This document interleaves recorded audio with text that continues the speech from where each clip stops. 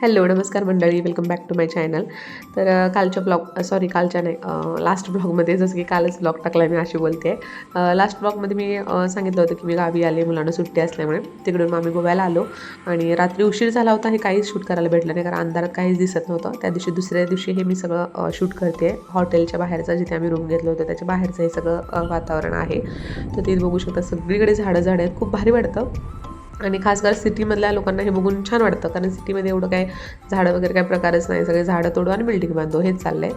तर ते गोव्याला ना घरं खूप छान असतात, कौलारू घरं असतात सगळी, असं दगडाची ती काय म्हणतात त्याला, चिराचे दगड म्हणतात ना, तशा टाईपची इकडे घरं आणि झाडाझुडपात नाही ते घर आहे. मला खूप आवडलं ते. हल्ली गावी पण घरं बघायला भेटत नाहीत कौलारू, कारण सगळे जुनी घरं पाडून मग स्लॅबचीच घरं होत आहेत. तर हे घर किती सुंदर आहे, तुम्ही बघा, सगळं चारी बाजूनं झाडं आहेत आणि त्याच्या आतमध्ये हे घर आहे.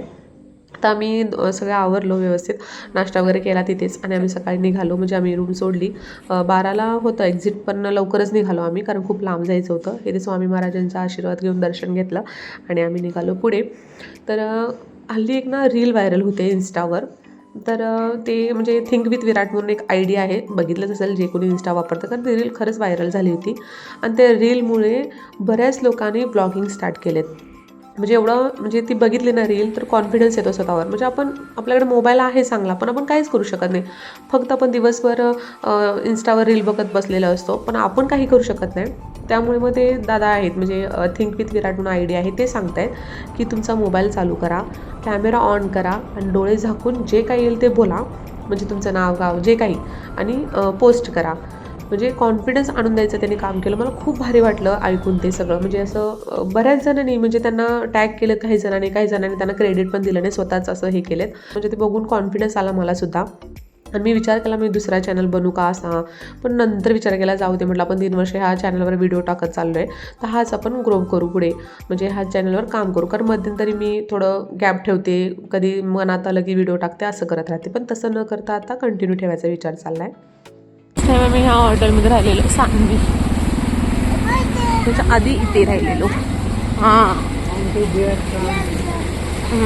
हे खूप कॉस्टली आहे, त्यामुळे मग इथे राहिलो. आणि हे पण खूप कॉस्टली आहे म्हणून आता जिथे राहत होतो तिथे राहिलो.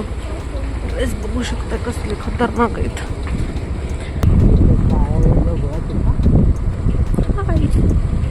बघायला तू काढला ना झाला व्हिडिओमध्ये, आता बोल चालू गोरा चिट्टा फॉरनर. मी शॉर्टकट चालते बीच.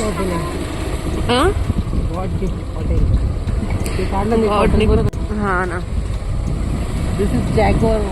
हां हां हां, your English is very weak. किती सुंदर असं टेंट सारखं मस्त हॉटेल आहे ते सगळं. खूप हालतोय मोबाईल गाडीमध्ये. चालू चला तुम्ही. नाही,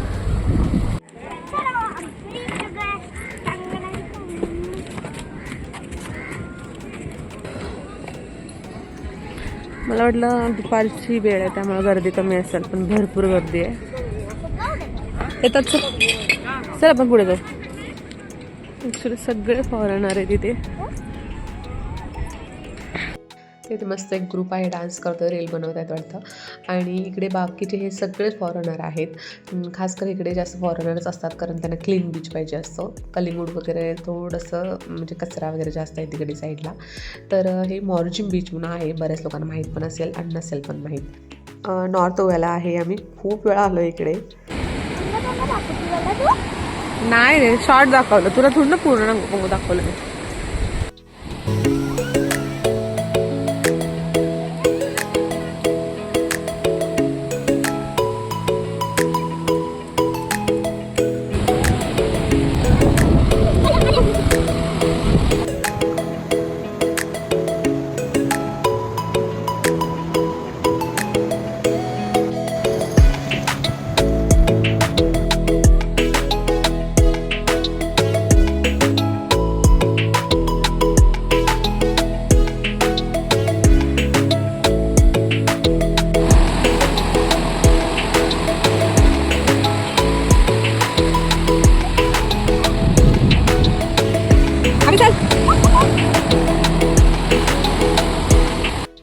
मजा मस्ती केली बीचवर आणि आम्ही निघालो बेळगावकडे जाण्यासाठी, कारण परत जायला मला वाटतं 3 तास लागले आम्हाला.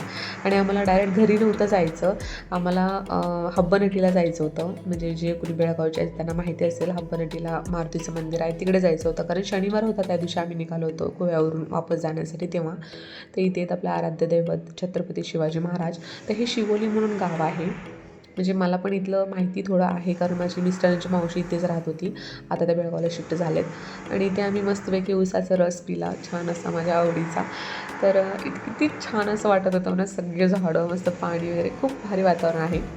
आता घाटातून आम्ही मजा मस्ती करत चाललो होतो.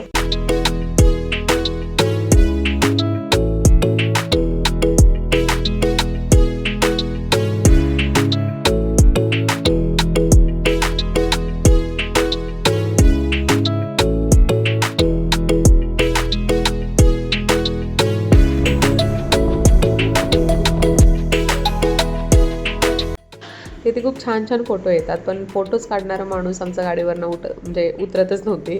2 फोटो काढा म्हटलं तरी काढत नव्हते. जाऊ दे, मग आम्ही सेल्फी घेतली, मी आणि आवीने. त्यांना फोटोचा एवढा शौक नाही आहे, ते फोटो काढूनच घेत नाहीत आणि काढत पण नाही. ते इकडून लागतं आपलं कर्नाटक. आम्ही कर्नाटकमध्ये आलो आहे आता. म्हणजे बाँड्री आहे कर्नाटक आणि आपली महाराष्ट्राची.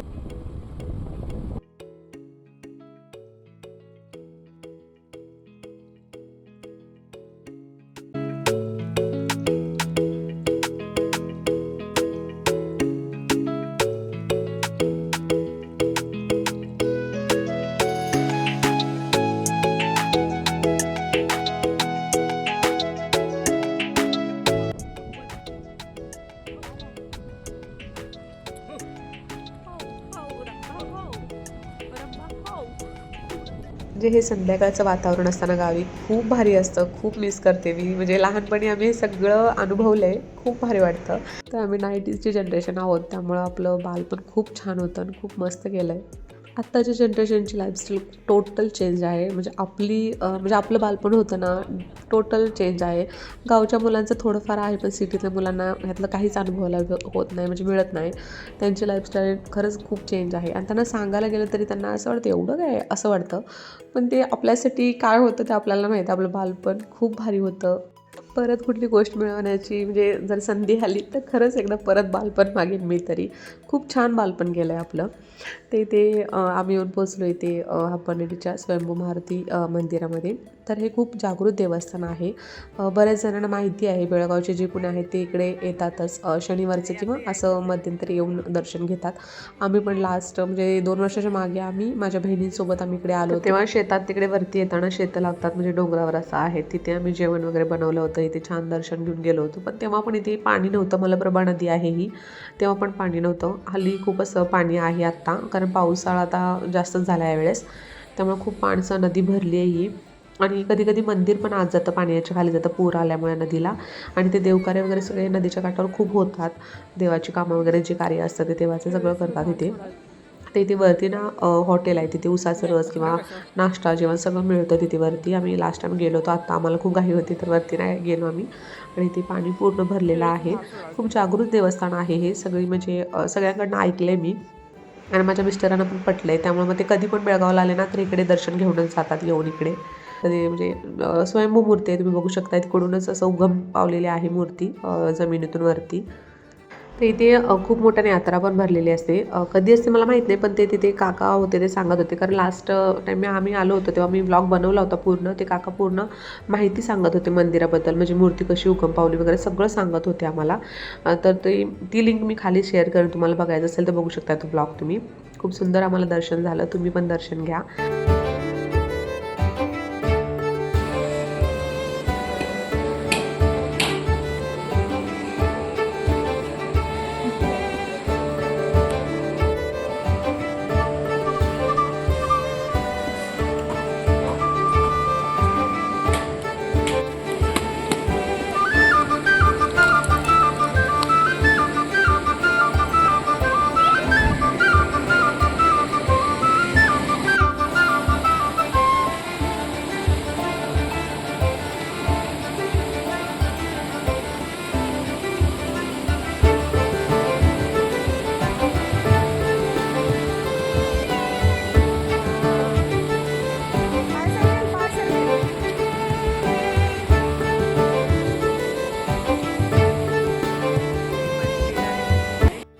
खूप छान दर्शन घेतलं, थोडा वेळ बसलो तिथे आणि निघालो मग आम्ही परत घरी जाण्यासाठी बेळगावला. तर जाताना जांबोटीला वडापाव आणि चहा घेतला मस्तसा थंडीमध्ये गरम गरम चहा. तर आजचा व्लॉग खूपच मोठा झाला आहे असं मला वाटतं. तर इथेच एंड करते मी. तर तुम्हाला कसा वाटला हे कमेंट करून नक्की सांगा आणि चॅनलवर नवीन असाल तर प्लीज सबस्क्राईब करा. तर भेटू परत अशाच एका नवीन ब्लॉगमध्ये. तोपर्यंत बाय.